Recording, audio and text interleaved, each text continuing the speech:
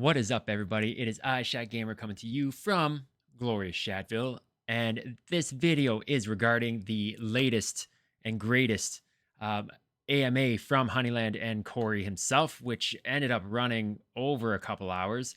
And I'm here, if you ended up missing his summary, I'm here to give you my summary of what happened and yeah, all the bits that you need to know going forward with Honeyland and what's actually in the works. So let's get into it. Get it on. So today's video is going to be a bit different because I'm actually going through and using a script. I know, shocking, minds blown all over the place, but yes, I've actually decided to try and find a script software that I can kind of run off of. And if you end up seeing my eyes kind of look like they're reading, it's because they are. I'm not just going to be freewheeling it this time around because there was some pretty good information provided in this latest AMA. And that being said, I did want to reach out or shout out colony leader Machete, who had a solid write up. You can tell that this part isn't actually scripted, but he had a solid write up that I actually based this script off of. So huge thanks to him. And I hope that I do it justice and cut it up enough that he's not just thinking that I'm going word for word off of his write up. So let's start things off. And the actual PSA started with, the actual, the AMA started off with essentially a PSA from Corey, based on just some things that he has seen in the community.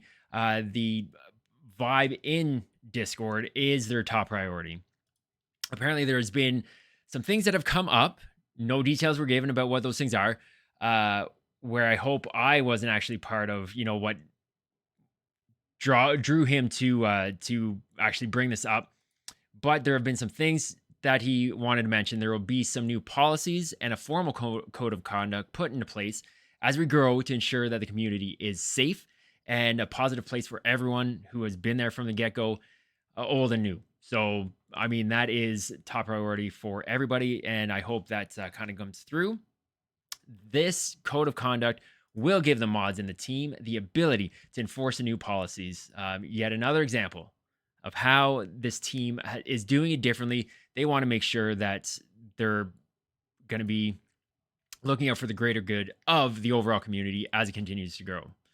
From there, Corey started into the meat and potatoes of the AMA, the land reveal. There was no specific time given, but it will happen. It will not happen before the 4th, which is this coming Wednesday. Does that mean the 5th? Don't know, but there will be very little warning when this occurs. So do be careful. I would suggest delist before the 4th, as you never know how rare your land is actually going to be. And you don't want to be listing a rare piece of land for peanuts. To be fair, you probably shouldn't be listing at all. But you're going to do what you're going to do. And, I'm all for that. Once a reveal happens, all future rarity and the trade info will be available. A slight change ended up coming, and he let this known that regarding the staking levels. Originally, the land started at level 1 up to max of level 4. At this point, after the reveal, or after this AMA, he did mention that it's going to be going to level 5. Staking specifically will be in November. So be sure that, you're in the know when that happens, because you do want to be leveling up that land as soon as possible, because it is, from day one. Before, let me just pause this script. Before I get into any kind of extra details, be sure to know that I think it was 60, 90, 60 plus another 90. It ended up working out that the 4 levels were roughly a year to get to reach max level. At this point, the breakdown was not given, so I'm not sure if it's 365 divided by 5, whatever that works out to be, 73 days per level. I'm not sure. So just bear with us and the team. They will provide that information when when they actually know. So yeah, look forward to the staking starting in November. They're actually looking to change the game of staking as well. They're building something from the ground up, as they are looking at staking as a product, not just a feature. It'll be meant to be the home for all of the Honeyland assets, potentially with integration into a social aspect. Interesting in my opinion. So we'll have to wait and see what they actually come up with. Fingers crossed it'll be good, and I'm sure it will be. The current staking was also talked about with regards to the leaderboard snapshot. So this is where you're actually incubating your eggs. The snapshot is expected to take place in the middle of October with about a week's worth of warning. So it's not going to be before the 8th, so not before next Saturday, as we haven't heard anything. So just be sure to stay tuned to the Honeyland Twitter, join their Discord, and I will be sure to link both down below. So anyway, just be aware that is coming sooner than later. Once the snapshot is taken, eggs are free to be unincubated, and the staking is over until the new platform comes up in November. So that should be good. But again, that's not coming up. Week's notice, it's coming. After that snapshot is taken, the hatching machine will become available for Universe 1. You'll be free to hatch none of your eggs in the first universe. I'm not sure why you wouldn't hatch any, but if you're only holding on to one egg, maybe that's why. Personally, for me, and don't take this as anything more than just me letting you know what my plan is, I'm likely going to hatch 3 eggs in the first universe, and then 3 of the 5, and then probably save 1 each for the next 2 universes. So within the first year, all 5 of my eggs should be hatched. Does it make sense? Don't know, but that's just what I'm going to do. Some of the queen hatching / uniqueness was provided as well. There's going to be 25 different themes for the Genesis queens and 40 different skins. So there's going to be at least 1,000 or up to 1,000 one-of-one queens. That's kind of cool. So I'm looking forward to seeing what some of those are. Unfortunately, I don't have a queen. And at 30 soul, priced out of my range. As well, included with that, there are going to be some one-of-one males in that collection. Didn't catch a number for the number of males, but there will be some one-of-ones. My favorite part, and I mean near and dear to most, is the alpha launch. That is going to be expected by Halloween.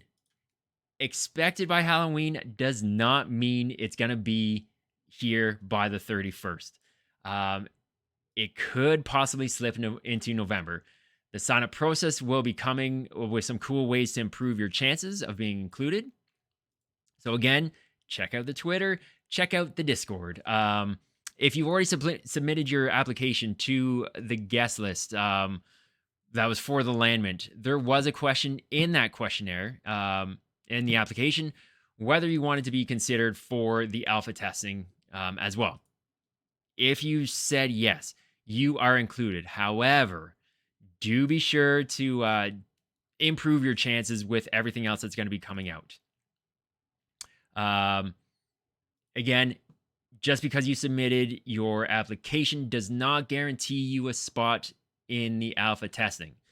I just manage your expectations. Not everybody's going to win a prize. So yeah, you might get it, you might not. Just be aware. There will be some HXD incentives and possibly some commemorative NFTs provided to those and airdrop to those who were part of the alpha testing. So that amount of HXD and NFTs is yet to be determined, and they also are talking about it. So this could be completely scrapped. It could, be increased. Who knows? So yeah, just be aware that there will be some benefit to actually getting on the alpha testing. He did also go into detail with regards to what they're going to be looking for as far as testers go. So, yeah, do be sure. I'm going to link to his to the actual full length AMA in the description. So be sure to check that out. That ended up concluding the main portion of the AMA, which led into a long Q&A. I wasn't all that, I mean, there were some great questions, don't get me wrong, but a lot of them weren't anything that kind of piqued my interest all that much. I mean, it was great info, but not up my alley at the time. So I did highlight some of the Q and A's that I liked. So let's wrap things up. Platforms for the alpha. Let's start. Platforms for the alpha. Mobile initially for the alpha. I'm not sure that mobile is or that it's going to come to PC or computer based, web based for the alpha. I think it was just mobile for alpha launch, and that means iOS and Android. The long term is to also have again, long term is to have it on computer as well, but that is probably going to be for full release. He also mentioned getting on the Solana Saga, which is a Solana phone. If and when that happens, I'm not sure. Personally, I think it sounds good. Is it going to be worthwhile getting on that phone? It might be an easy port, and if that's the case, great. But if not, then does it really matter? Because we don't know how well the Solana phone is going to be. How well the adoption of the phone is going to go. So I don't know. Bigger brains than mine are working on things, so we'll see.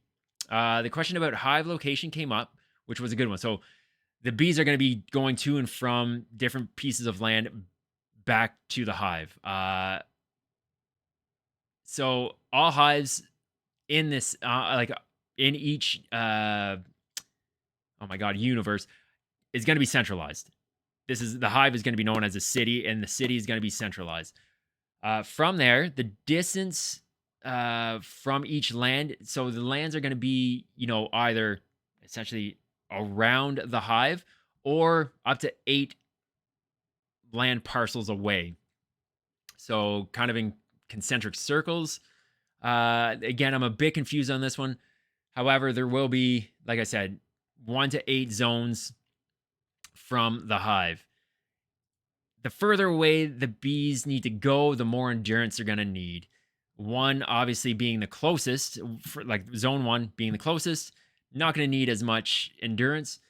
8 being the furthest, bees are going to need a lot more endurance. So he suggested that, or the thought came up from him that, it might be good for bees to have a high amount of endurance to be able to get to those furthest lands, because there likely won't be much competition out there just because they are so far away. So that was kind of cool. He also did mention that possibly those land pieces that were furthest away are going to have the lowest cooldown and the highest drop rates. Take that with a grain of salt. That could obviously change, but that was also mentioned in the AMA. Future landments are going to be done in HXD, not Sol, which is kind of cool. Everything in the game will be HXD, the honey token, inside the game and out. So anything that you're looking to do for whether it's purchase in-game items or not, bees, land, gonna be in the honey token after Universe 1 is released. So be sure to, stock up on your honey tokens. The next big question that I liked: what will the traits look like between the universes, and do I have to hatch to see them? Each universe is going to be a different theme. Heaven and hell, mentioned water and ice, or fire and water. So each universe is going to be different, and the traits will also be universe specific. It's all generative. So, for example, my Genesis bees that I have will be different in each universe. Essentially, nothing is going to be carried in the egg from universe to universe. So, universe 1, my egg, I hatch the egg, and it's got, a cowboy hat, a monocle, and a walking stick. If I hatch that same egg in universe 2, I'm not guaranteed to get those 3 items. So it's all generative. It's gonna be interesting to see kind of how they play out, especially based on the universe themes. A Another cool thing is that the traits will be customizable and swappable in the Honeyland store, with shards that will be collected on your hunting missions. Um, the metadata will change to custom, which will be a common trait. So if you're rocking a rare trait, chances are you're not going to want to uh, customize that trait because of its rarity. There's only going to be a few of those, and you don't want to burn a rare, legendary, whatever the traits are going to be and how they're going to be noted. You're not going to want to switch it up with something else, with a custom trait. So just be aware of that. It's going to be interesting to see how that plays out. But yeah, we'll see. The last one for me was a scholarship. For those of you like myself who got into PegXE, that was, in my opinion, the only thing they got right was their renting scholarship platform. Honeyland plans to have something in place as of the launch day. Most likely, it's going to be a fixed fee, but the plan is to have a fixed fee, a commission, and a direct rental, which is essentially targeted at guilds, and then if you wanted to send it over to friends, a B or Bs over to friends to play along as well. So that was the last of like the big nuggets that I was kind of keen on. So I hope you ended up enjoying that. That wraps it up for the AMA breakdown. Thanks again to Machete for allowing me to use his stuff. Again, I hope I didn't butcher it up. And if you happen to like the video and you want to see more Honeyland content, which you're going to get anyway, but do me and the channel a favor and hit that like button, comment, and subscribe. You know, maybe hit that notification bell for the occasional video that I do drop. So that's it for now. And as always, I am Shad Gamer. This is Shadville. Stay healthy, stay safe. A lot of love. I'm out. Until the next one. Peace.